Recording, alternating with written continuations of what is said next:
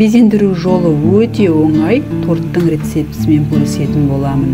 Рецептіні лайк басып, комментарий қалдыруларыңызды сұраймын. 7 жұмыртқа, 160 грамм ұн, 50 грамм крахмал, кукурузный болсын, картоп крахмал болсын, бәрі-бір. 180 грамм қант, 10 грамм қопсытқыш, 5 грамм куркума, 2 шай қасық ванильді қант, шым-шым тұз керек. Құрғақ ингредиенттерді араластырып аламын. Ұнды салам. Барлығын ситадан өткізіп аламын жүйті. Ал салдым. Енді қопсытқышым салам. Қант салам. Ванильді. Және куркуманы салам. Осылай құрғақ ингредиенттерді алдын ала араластырып аламыз. Алдын ала формамызды дайындап алам. Меніңкі 26 метрлік форма. Астына пергамент қағазды төсеп, осылай дайындап аламыз. 7 жұмыртқамызға шым-шым тұзымды салам. 180 грамм қантым салам. Миксермен жақсылап араластырамын. Мінекей жұмыртқа мен қантымызды осындай болғанша 10 минуттай соғамыз.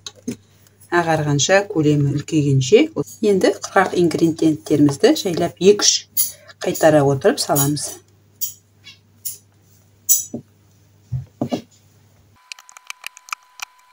Формамызға құямыз. Бетін спашкамен тегістеп жібереміз, үстіп 1-2 соғып жібереміз де. Алдын ала қыздырылған 180 градуста, ортаңғы полкада 30-35 минут пісіріп аламыз. Мінекей уақыты болды. Қазір спашкамен қарайым. Мінекей құрғақ. Бисквитті бірден шығармай 10 минут осы пештің ішінде қалдырамын. Аздап есігі ашылған күйінде. Ал кремі үшін мен мына ингредиенттерді қолданамын. 500 мл сүт, 2 жұмыртқа, 200 грамм қант, 60 грамм кукуруз крахмалы, 100 грамм сары май, 2 жұмыртқа, 2 шай қасық ванильді қант, шым-шым тұз және де 33%-дық сливки петмолдығын қолдадым, бұдан 350 мл. Ең алдымен сүтімізді қайнауға қоямыз. 500 мл. Құрғақ ингредиенттерімізді араластырып аламыз. Шекерімізді саламыз. Крахмалды саламыз. Ванильді қантымызды саламыз. Және шым-шым тұзымызды саламыз. Жақсылап араластырамыз барлығын. Құрғақ ингредиенттерімізді. Жұмыртқамызды саламыз 2. Енді жақсылап араластырамыз.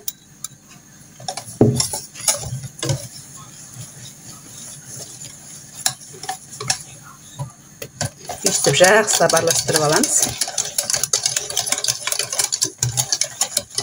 Сүтімізді жартысын дайындаған кремімізге құямыз. Жаймен деп қана құямыз. Жаймен деп араластырамыз.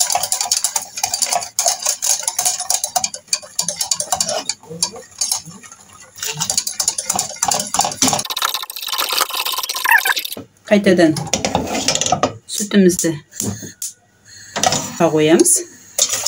Жай отқа қойып, жаңағы дайындаған кремімізді құйған жарты сүтімізге қайтадан қосамыз.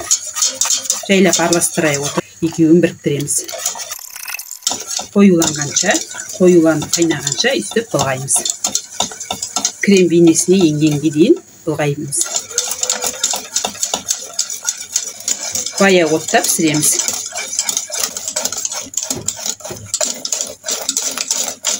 Енді кремімізге ыстық күйінде сары майымызды қосамыз.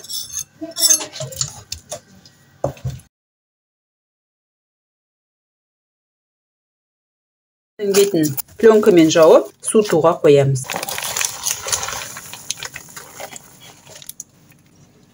Енді тортымызды керек бөліктерімізге салып кесіп аламыз. Немесе пищевой пленкаге орап, бисквитті ертеңгі күнге қалдыруға болады. Және де бисквиттің құрамына лимон цедрасын қосуға болады, немесе ауылдың сап-сары жұмыртқасын салсаңыздар, өте керемет болады.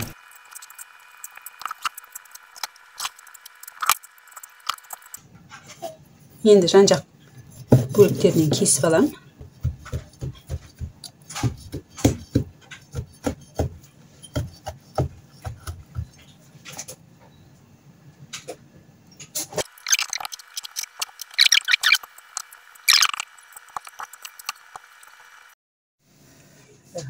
Жұмсағын алдым бөлек, қазір оны тураймын.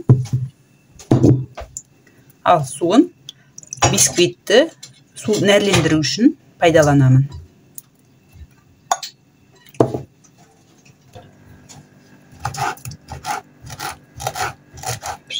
Ананасты төртбұрыштап тураймын.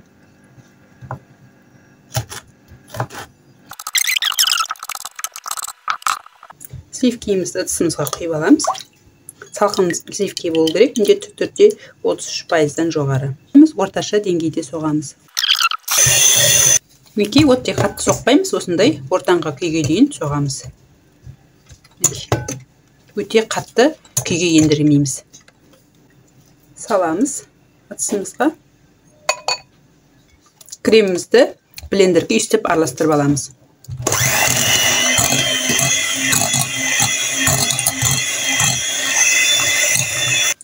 Енді жайлап кремімізді саламыз енді. 2-3 қайтара сала отырып араластырамыз сливкеге.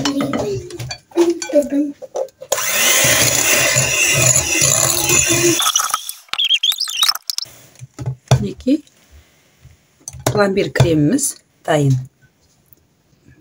Бисквитіміздің сыртқы бетін жайлап тіліп алып аламыз.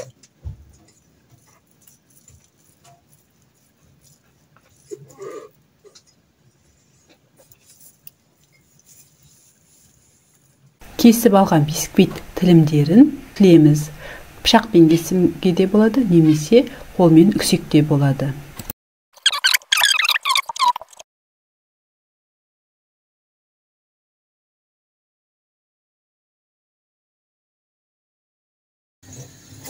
Пропитка жасап аламыз. Ананастың сиробын. Енді кремімізді жағамыз. Бисквитіміздің үстіне жақсылап, содан кейін ананас тілімдерін кремнің үстіне салып шығамыз. Әр бөлігіне бисквиттің жетісетіндей етіп кремімізді бөліп жағамыз. Енді екінші слой бисквитімізді саламыз.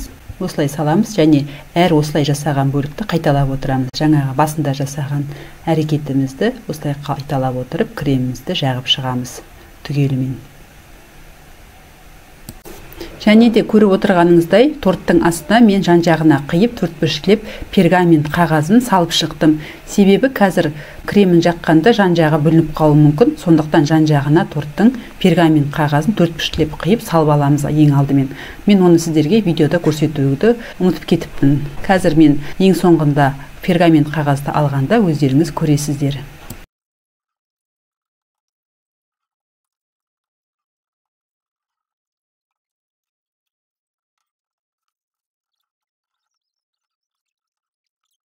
Жаңағы тураған Biskut salamız. Bisküvitlerimizi severiz. Biskut salamız. Böyle bayt.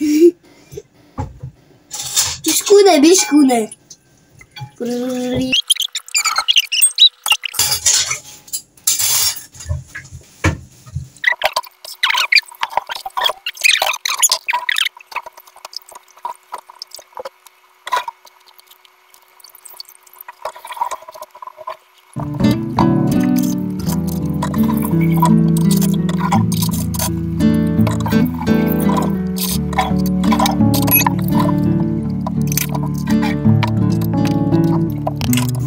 Мінекей дайын. Енді жаңа жан-жағындағы пергаменттерімізді шығарып аламыз. Үстіп оңай шығарып ала қоямыз.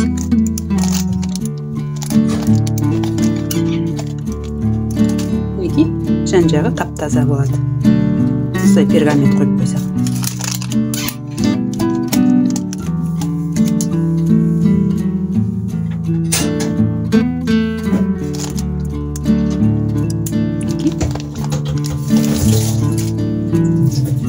Жан жақтары тап-таза болып шықты.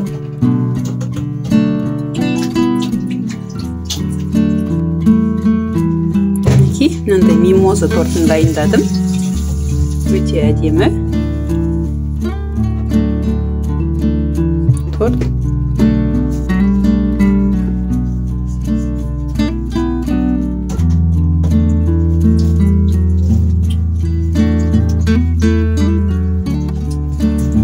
Торт әбден сіңу үшін пищевой пленкаға орап, тоңазытқышқа салып қоямыз.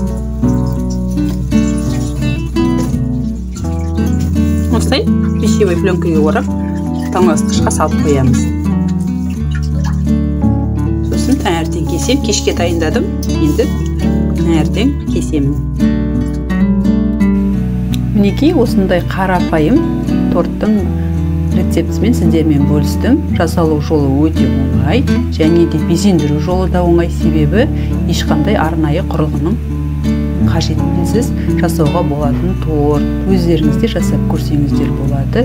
Өте жеңіл, жасалу жолы өте оңай торттың рецепті. Астарыңыз дәмді болсын, менімен бірге болыңыздар, достар.